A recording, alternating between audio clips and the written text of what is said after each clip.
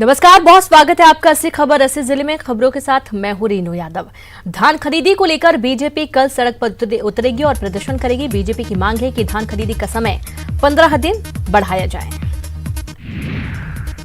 रायपुर में धान खरीदी पर मंत्री मोहम्मद अकबर ने मीडिया से बात करते हुए बताया कि धान खरीदी के टोकन बेचे होने और धान नहीं बेच पाने की शिकायतें मिली हैं। साथ ही कहा कि मेरे जिले के किसानों को भी बारदाना नहीं मिला। अकबर ने मामले को लेकर बात कैबिनेट बैठक में रखने की बात कही। पथरिया विधायक रामबाई द्वारा सहकारिता मंत्री डॉक्टर गोविंद सिंह के लिए की गई अभद्र भाषा शैली को लेकर भिंड में मंत्री गोविंद सिंह ने मानहानि का नोटिस देने की चेतावनी दी है। मंत्री ने कहा कि विधायक रामबाई माफी मांगकर अपने द्वारा कही गई बात को खंडन करें, नहीं तो भोपाल कोर्ट में उनके खिलाफ मानहानि का केस लगाऊंगा। केंद्रीय इस्पात मंत्री धर्मेंद्र ने बालोद के दल्ली राजहरा में लौह अयस्क क्षेत्र का दौरा किया। यहां उन्होंने लौह अयस्क की गुणवत्ता को सुधारने के लिए 150 करोड़ की लागत से बनने वाले प्लांट का शिलान्यास किया और इस प्लांट के लगने से आयरन और की गुणवत्ता 50 ग्रेड से बढ़कर 65 ग्रेड हो सकेगी। दल्ली राजहरा में मंत्री धर्मेंद्र प्रधान ने बीएसपी के चित्रकूट हॉस्टल का भी निरीक्षण किया। धर्मेंद्र प्रधान ने कहा कि प्लांट में काम करने वाले कर्मचारियों की सुरक्षा बड़ी प्राथमिकता है। बालोद पहुंचे केंद्रीय इस्पात मंत्री धर्मेंद्र प्रधान ने दल्ली राजहरा में पौधे लगाए। ये पौधे सप्तगिरी पार्क में लगाए गए। धान खरीदी पर पूर्व मंत्री केदार कश्यप के बयान पर मंत्री कवासी लखमा ने पलटवार किया। लखमा ने कहा कि केदार कश्यप की पत्नी फर्जी परीक्षा देते पकड़ी गई थी। सरकार इसकी जांच करेगी तो केदार कश्यप मुश्किल में पड़ सकते हैं।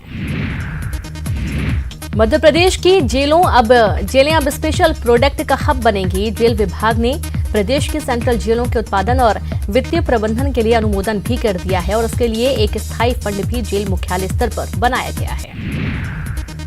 गरियाबंद में नगर पालिका अध्यक्ष समर्थकों के साथ जिला अस्पताल में धरने पर बैठ गए। बता दें कि 108 की मदद इलाज के लिए नहीं मिलने पर वे धरने पर बैठ गए। बालोद के दल्ली राजहरा पालिका उपाध्यक्ष संतोष देवांगन पर हमला हो गया, जिससे उनके सिर में चोट आई है। बता दें कि उन पर हमला नगर पालिका के गेट पर हुआ। छिंदवाड़ा के तामिया में कैबिनेट की बैठक होगी। सीएम कमलनाथ ने इसका ऐलान किया है। उन्होंने कहा कि प्रदेश के दूसरे इलाकों में भी कार्यक्रम होंगे और टूरिज्म के लिए प्रमोट किया जाएगा। एमपी में एनएचएम के तहत सरकार ने स्वास्थ्य कर्मियों को दिया बड़ा आदेश, वापस ले लिया है। सरकार ने पुरुष नसबंदी टारगेट पूरा करने को लेकर आदेश दिया था और कम से कम 10 पुरुषों की नसबंदी का टारगेट पूरा करने का लक्ष्य रखा था, जिसके बाद विपक्ष ने इस फैसले पर कड़े सवाल उठाए थे। नसबंदी को लेकर आदेश जारी करने को लेकर एनएचएम संचालक छवि भारद्वाज पर गाज गिरी है।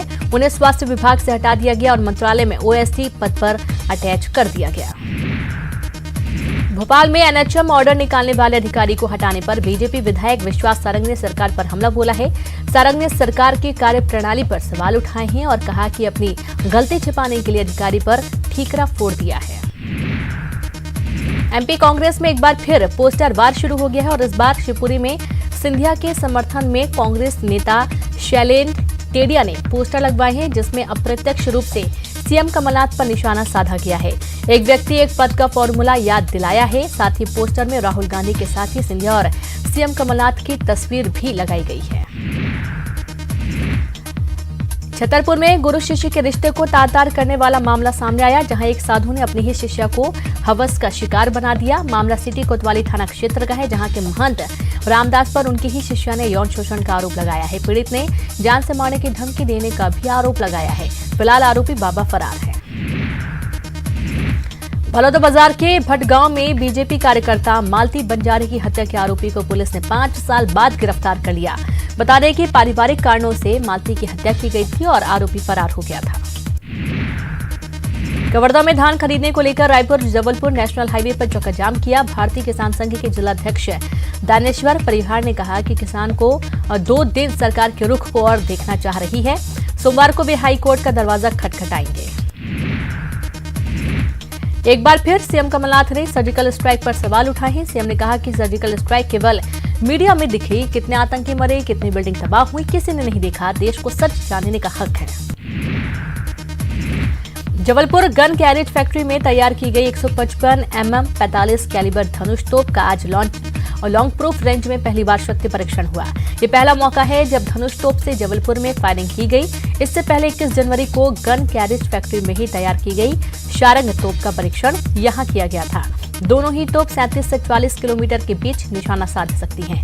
इनका निर्माण गन कैरेज फैक्ट्री जबलपुर में किया गया है।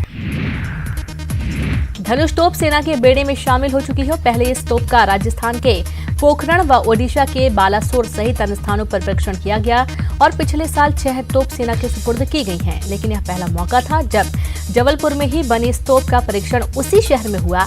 इस महत्वपूर्ण मौके पर ordnance factory Khamaria vehicle factory Jabalpur और गन कैरेज फैक्ट्री के आला अधिकारी भी मौजूद रहे।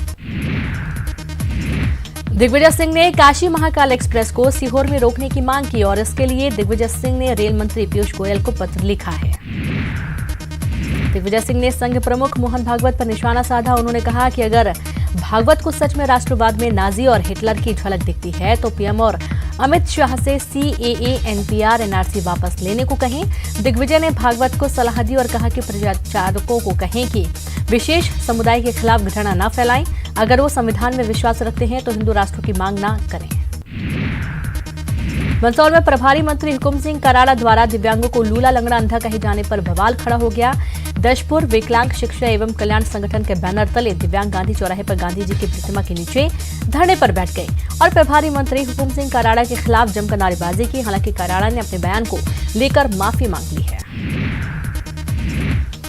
सीहोर जिला वन विभाग में व्याप्त बड़े फर्जीवाड़े का खुलासा उस समय हुआ जबकि जिले के आष्टा वन परिक्षेत्र में 3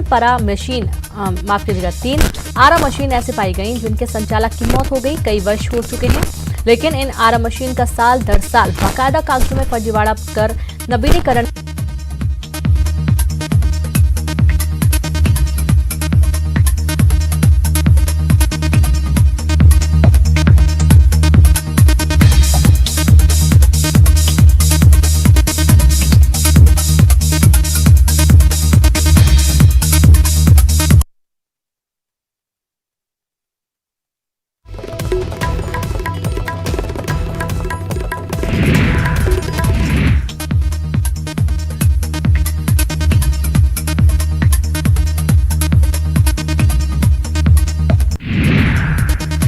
भोपाल में बदमाशों ने बाइक में आग लगा दी। पीएनटी कॉम्प्लेक्स में रखी 10 बाइक को बदमाशों ने आग के हवाले कर दिया। बताया जा रहा है कि सुबह करीब 5 बजे इस वारदात को अंजाम दिया गया। खबर मिलने के बाद मंत्री पीसी शर्मा मौके पर जायजा लेने पहुंचे। पहले भी बाइक में आगजनी की घटना सामने आई थी। पिछले 1 महीने में 50 से ज्यादा बाइक जलाई जा चुकी है। शिवपुरी में कांग्रेस में पोस्टर वार देखने को मिल रहा है। यहां कार्यकर्ताओं ने सिंधिया के समर्थन में पोस्टर लगाए हैं जिसमें सीएम कमलनाथ पर निशाना भी साधा गया और इसमें एक पद एक सिद्धांत का वादा निभाने को कहा गया। छत्तीसगढ़ के जंगलों से होते हुए सिवनी पहुंचे 2 हाथियों के उत्पात से लोग परेशान हो गए हैं। 3 महीने से सिवनी जिले में ये दोनों हाथी अलग अलग इलाकों में फसलों को नुकसान पहुंचा रहे हैं। इन जंगली हाथियों ने आम लोगों के साथ साथ वन विभाग की नाक में भी दम कर दिया है।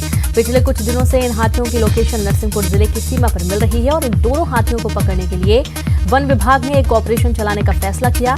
हाथियों को पकड़ने के लिए इस ऑपरेशन में पेंच, कान्हा और सीधी टाइगर रिजर्व के अधिकारियों और डॉक्टरों की टीम बनाई गई है। फिलहाल ड्रोन की मदद से इन हाथियों पर नजर रखी जा रही है। काशी महाकाल एक्सप्रेस को इंदौर से रवाना कर दिया गया। सांसद शंकर लालवानी ने हरी झंडी दिखाई। सांसद ने पूजा के बाद ट्रेन को हरी झंडी दिखाई। ढोल नगाड़ों के साथ ट्रेन को रवाना किया गया। रवानगी के दौरान बी ट्रेन में मंदिर बनाया गया और इस बाद ये मंदिर पेंट्री कार में बनाया गया है।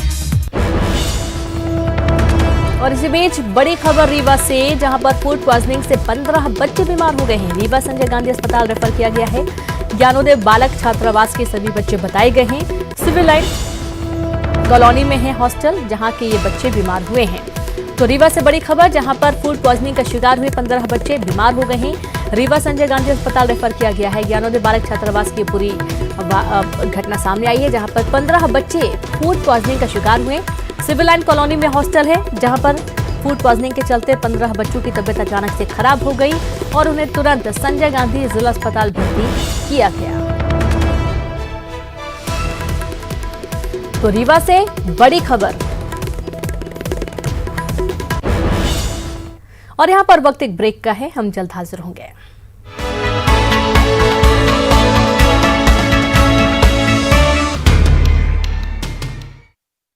ब्रेक के बाद एक बार फिर से आप सभी का स्वागत है। बात उस वारिस पठान की जिसके रहनुमा AIMIM चीफ ओवैसी हैं, लेकिन ओवैसी के वारिस बेकाबू हैं। ओवैसी के वारिस जहरीले हैं, जब भी बोलते हैं समाज में जहर घोलते हैं। सुनिए कैसे वारिस ने बदजुबानी की सरहद पार कर दी। बड़ा सवाल यह है कि आखिर वारिस पठान किसकी जुबान बोल रहे हैं, आखिर क्यों वारिस ने ऐसे जहरीले और भड़कीले बोल बोले। आजादी लेनी पड़ेगी और जो चीज मांगने से नहीं मिलती उसको छीन के लेना पड़ेगा, ये भी याद रखना। वारिस पठान के जहरीले बयान के बाद बवाल मचा हुआ है। वो वैसी सफाई देते फिर रहे हैं, लेकिन वारिस को अपनी बदजुबानी का कोई पछतावा नहीं। सवाल फिर वही, आखिर वारिस बोल किसके हैं। मगर 100 के ऊपर भारी है, याद रख लेना ये बात, ये याद रख लेना बात। और एक बार फिर से सुनाते हैं वारिस पठान ने क्या कहा। आजादी लेनी पड़ेगी और जो चीज मांगने से नहीं मिलती उसको छीन के लेना पड़ेगा, ये भी याद रखना। वैसे कि कैसे कैसे वारिस, ये सवाल इसलिए क्योंकि कल तक वारिस पठान उनके टेंशन बढ़ा रहे थे और अब एक लड़की भी उनके सामने बहुत कुछ अनर्गल कह गई। अब इन दोनों महासंयोगों को क्या नाम दिया जाए, ये सब महज संयोग है या फिर कोई सियासी प्रयोग है। ओवैसी के सामने पठान हुए बदजुबान। अभी तो सिर्फ शेरनियां बाहर निकली है और तुम्हारे पसीने छूट गए, और समझ लो अगर हम लोग साथ में आ गए तो क्या होगा। 15 करोड़ है मगर 100 के ऊपर भारी है, याद रख लेना ये बात। ओवैसी के मंच से जिंदाबाद पाकिस्तान, पाकिस्तान जिंदाबाद, पाकिस्तान जिंदाबाद। क्या बोल रहे आप? एक मिनट। देशभक्ति नहीं, ये है सियासत की ढलान। आपने देखा होगा कि जैसा मैंने सुना, मैं दौड़ कर आया, पलट कर नमाज जा रहा था, वाहियात नारे सुने, मैं सामने तेज चल कर आकर उनको रोका। मैं ओवैसी जी, ये संयोग है या प्रयोग? मैं इसको कंडेम करता हूं और ये लोग पागल हैं। इनको देश से कोई मोहब्बत है नहीं, इनको करना है जाकर और जगह करें, यहाँ क्यों आए कर रहे हैं लोग। ये कंडेमनेशन है, मैं इसका कंडेम करता हूं। ये कभी बर्दाश्त नहीं किया जाए इस तरह की हरकत को। हफ्ते भर की है ये दोनों तस्वीरें।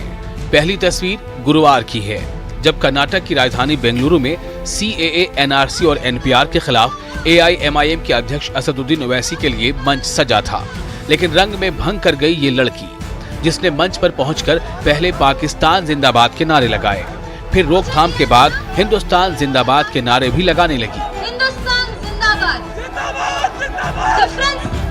ओवैसी के साथ मंच पर मौजूद लोगों ने इसका विरोध किया। लड़की से माइक छीना गया और फिर पुलिस ने प्रदर्शनकारी लड़की को हिरासत में ले लिया और थाने ले गई। प्रदर्शनकारी लड़की की पहचान अमूल्य के रूप में हुई है।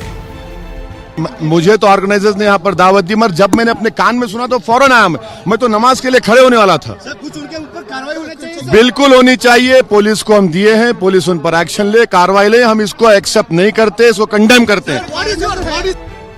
असदुद्दीन ओवैसी ने इस पूरे मामले से पल्ला झाड़ दिया है, लेकिन इस लड़की ने जो बैज लगा रखे हैं वो सवाल पैदा कर रहे हैं कि कहीं ये जानबूझकर तो नहीं किया गया है, क्योंकि वायरल हो रहा ये वीडियो भी उसी तरफ इशारा कर रहा है जो चंद रोज पहले का ही है, जिसमें कर्नाटक के ही गुलबर्गा में ओवैसी के वारिस साहब बदजुबान हो गए।